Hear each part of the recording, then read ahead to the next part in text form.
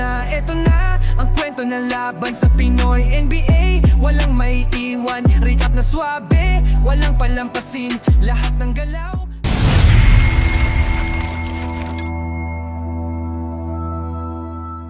Great day mga ka-Pinoy NBA.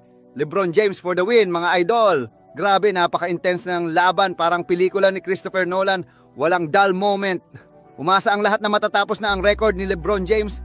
Pero nope, na si King James to, hindi basta-basta sumusuko. Good vibes si LeBron James bago pa ang tip-off sa laban ng Lakers at Indiana Pacers. Nag-smile pa nga, parang alam na niyang siya ang bida sa dulo. Lakers executed the first play well, parang sinayaw lang nila ang Pacers sa isang TikTok dance challenge. Sa first quarter, Luka Doncic to Jackson Hayes, alley-oop dunk agad, boom! Parang script sa NBA 2K to, walang palya! Si AR naman, nagparamdam agad, steal pa sa kay Hayes, another dunk. Grabe, parang highlight reel na agad tong laro. Habang crucial ang mga natitirang games ng Lakers dahil parehong may 28 losses sila, Grizzlies at Nuggets, nagtatapang naman ang Pacers na may 5-game winning streak. Pero teka, another dunk by Jackson Hayes mula kay LeBron.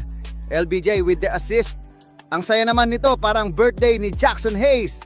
Pero pagkatapos ng magandang simula ng Lakers, biglang nag-run ang Pacers. Mga idol, parang horror movie na ang vibes. Akala mo safe ka, tapos biglang may jump scare. Haliburton and company took over. Si LBJ parang naghahanap pa ng rhythm, 0 points sa first quarter. Parang glitch sa Matrix. Sa second quarter, eto na. LeBron activated beast mode. Parang nabilaukan sa tahimik na first quarter at biglang gumante Jared Vanderbilt with the block. Tapos si LeBron James naman biglang naging quarterback at nagbigay ng touchdown pass.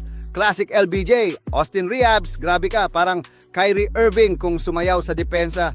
Ankle breaker alert! Pinaikot-ikot si Haliburton. Tapos may floater pa. Dito nagsimula ang tambakan, 55-41. Mukhang si AR na ang bagong bida sa Lakers. Sa third quarter, si Jackson Hayes nag-e-enjoy sa mga pasa ng teammates. LeBron to Jackson, boom! Poster dunk over Miles Turner. Isang classic welcome to my poster moment. Pero teka, Pacers aren't done yet. 7-1 run bigla, parang cheat code. Bumaba sa 7 ang lamang ng Lakers. And guess what?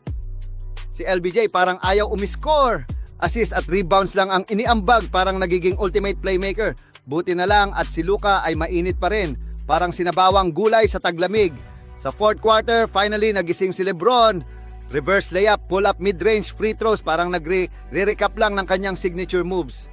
Pero habang lumalaki na sana ang lamang ng Lakers, Pacers activated comeback mode. Hindi pa tapos, tabla sa 105, pero si Austin Reeves may sagot. Reverse layup na parang magic trick. Pacers fans, hawak na ang hininga. Pero wait lang, Tyrese Haliburton with a clutch shot. 118, seryoso. Then, the moment of truth. LeBron James at the buzzer. Tip play, 120-119. Game over! Game. Para kang nanood ng isang Hollywood blockbuster starring LeBron James, Luka Doncic, and Austin Reeves.